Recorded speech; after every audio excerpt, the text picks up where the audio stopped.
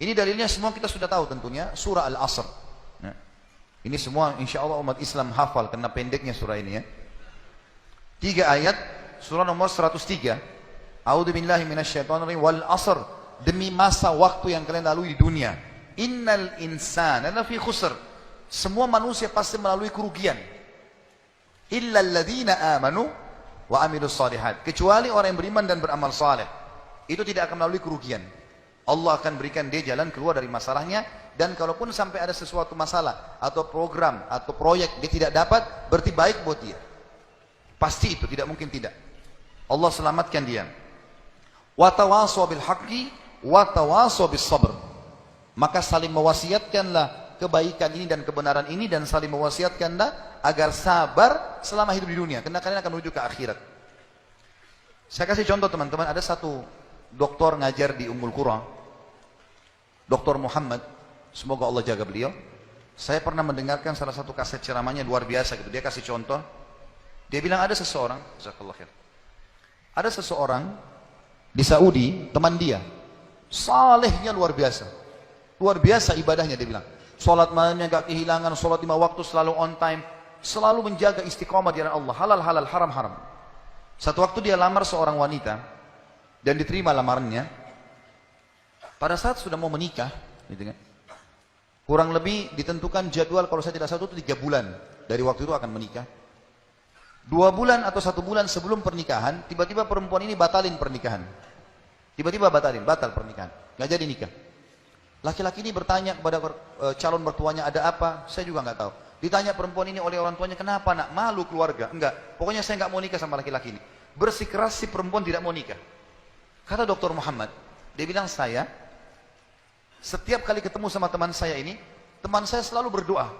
Saya dengar doanya, ya Allah kembalikan wanita ini pada saya suka sama dia. Luar biasa merengeknya sama Allah, gitu kan. Dan saya saking kesian sama dia, sampai saya mengatakan, ya Allah kabulkan buat dia. Luar biasa dia mohonnya sama Allah. Tapi uniknya kata Dr. Muhammad, enggak dikabulkan, enggak dikasih sama Allah.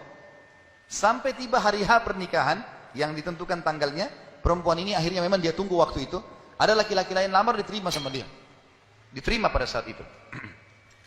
Diterima lamaran laki-laki baru.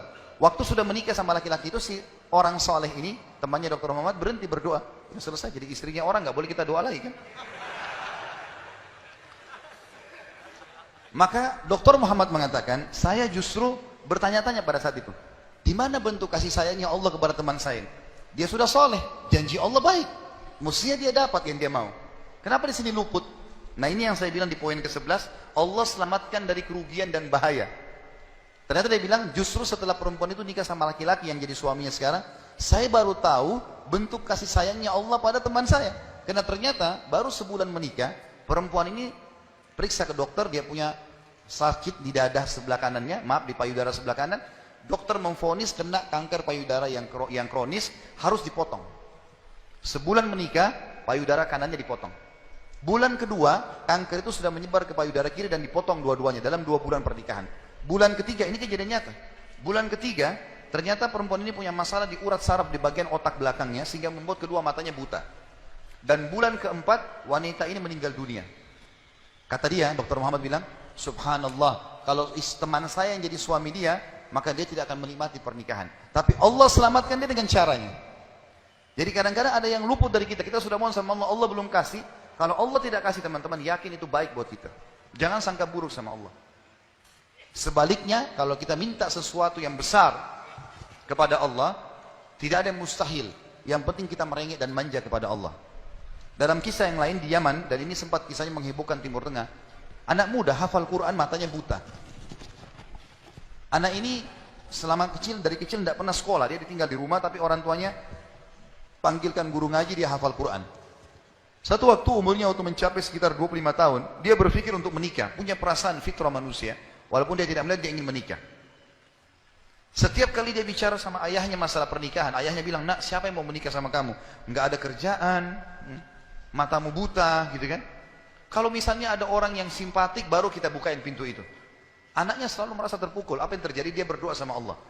Dalam kisah ini dikatakan, dia cerita tentang dirinya, dia bilang, saya berdoa selama sebulan. Sebulan penuh berdoa. Mohon-mohon sama Allah. kasih ya Allah, nikahkan saya. Dan doanya begini, ya Allah, karuniakan saya wanita yang paling cantik di Yaman, yang paling pintar, yang paling kaya. Begitu doanya. Saya sengaja datangkan contoh pernikahan supaya tidak ngantuk ini. Langsung melotot matanya laki-laki di sini. Tapi memang kisah nyata terjadi seperti itu. Maka teman-teman sekalian, di hari ke-30 dari doanya, sebulan dia berdoa, dia mimpi, ada orang datang dalam mimpinya mengatakan begini, hai anak muda, jodohmu namanya Fulana binti Fulana. Disebut nama perempuan itu. Ayahnya bernama Fulan bin Fulan. Itu tokoh masyarakat di kampung sebelah, di kota sebelah. Besok datanglah lamar. Begitu mimpinya dia. Dia bangun, kaget, dia sholat tahajud, kemudian dia sholat subuh, habis sholat subuh dia ikut ke masjid. Buta matanya pergi sama ayahnya ke masjid. Pulang dari sholat subuh dia bilang sama ayahnya, ayah, ada enggak kota di sebelah kita ini namanya kota ini? Kata ayahnya, ada. Ada enggak orang namanya Fulan bin Fulan, tokoh di situ? Kata ayahnya, ada. Ini dalam mimpi disebutin. Dia enggak tahu kota itu, dia enggak tahu orang itu. Kata ayahnya, ada. Itu tokoh masyarakat terkenal di sana, orang kaya raya. Ada enggak anaknya namanya Fulana binti Fulana? Kata ayahnya, ada. Kata dia, lamarin buat saya, ayah. Kata ayahnya, apa kau sadar yang kau ucapin? Perempuan ini terkenal karena cantiknya, kayahnya, pintarnya. Laki-laki kalau datang ditolak-tolakin sama dia. Kamu gak ada sekolah, buta mata, kita juga orang pas-pasan. Dia bilang, ayah, saya mimpi begini. Dari mana saya tahu nama kota itu? Saya gak pernah tahu. Dari mana saya tahu namanya, nama anaknya? Ini mimpi, suruh saya lamar hari ini. Ayah bilang, baiklah kalau gitu, kita coba. Tapi pertaruhkan nama keluarga ini. Bisa diterima, bisa ditolak. Dia bilang, pergilah ke sana. Disambut, diterima oleh orang itu. Subhanallah, ini kisah nyata ya, menghebohkan Timur Tengah kisah ini. Luar biasa. Maka pada saat itu masuk ke dalam rumah, disambut dan segala macam. Tuan rumahnya tanya, iya ada keperluan apa? Dia bilang, ini anak saya buta matanya tapi hafal Quran, disebutkanlah kebaikan-kebaikannya. Entah kenapa dia minta melamar anak anda karena dia mimpi semalam. Anehnya si calon ayahnya si perempuan ini langsung bilang, saya terima lamarannya. Tiba-tiba kisah nyata begitu. Yang ayahnya si laki-laki bilang, kenapa anda spontan terima? Dia bilang, karena saya juga mimpi tadi malam. Loh, kisah nyata. Dia bilang, saya juga mimpi tadi malam, kalau hari ini akan datang anak mantu saya, namanya nama anakmu ini. Cirinya dia. Matanya buta, hafal Quran dari kampung sebelah, kota kamu. Begitu mimpinya, luar biasa. Maka dia bilang, ayahnya bilang, tapi saya tidak tahu. Ini kan pagi-pagi, tadi habis sholat subuh, siap-siap datang. Dia bilang, saya belum, kata ayahnya perempuan ini, saya belum tanya anak saya. Tergantung, anak saya terima ya sudah, kalau enggak ya enggak. Kata mereka, baiklah. Masuklah si ayah ke kamar anak perempuannya. Ini ayahnya ini sudah biasa, begitu ditanya, nah ada yang minta, saya enggak mau. Sudah biasa, nolak. Kata dia, nah dari kampung sebelah, kota ini, kampung ini ada si Fulan, matanya buta, mau melamar kamu. Anak perempuan itu bilang apa? Ayah nikahkan saya. Terima lamarannya. Kata ayahnya, bagaimana? Kau belum lihat orangnya? Dia bilang, tadi malam saya mimpi. Kisah nyata loh. Si perempuan itu mimpi. Mengatakan akan datang jodohmu besok, namanya Fulana bin Fulan, dari negeri kota sebelah, buta matanya, hafal Quran, terima lamarannya. Karena itu suami terbaik. Menikah gara-gara itu. Makanya sahabat dalam berdoa. Kita ini kadang-kadang, atau antum ini sering berdoa, baru 2 kali sudah ngomel sama Allah. Sebulan orang berdoa, beberapa hari, sabar. Jadi minta sama Allah tidak ada yang mustahil, gitu kan? Satu sisi yang lain, kalau kita sudah minta Allah belum kasih, berarti bukan Allah benci sama kita, justru Allah mau selamatkan kita, sebagaimana kisah tadi wanita yang buta itu. Ini namanya contoh orang selamat dari kerugian. Allah selamatkan dengan caranya. Masuk dalam semua lini teman-teman ya, proyek yang kita dapatkan dan semuanya ini termasuk kebaikan.